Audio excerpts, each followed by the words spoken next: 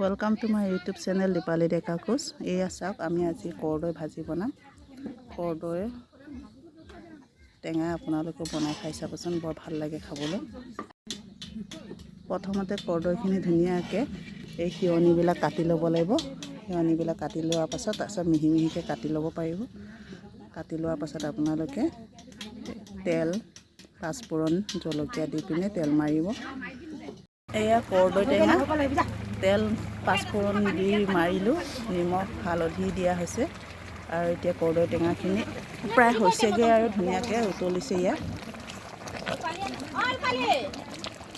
কৰদৈ টেঙা আপোনালোকে এনেকৈ বনাই খাই চাবচোন, আপোনালোকৰ বিলাহী টপৰ প্ৰয়োজনেই নহ'ব।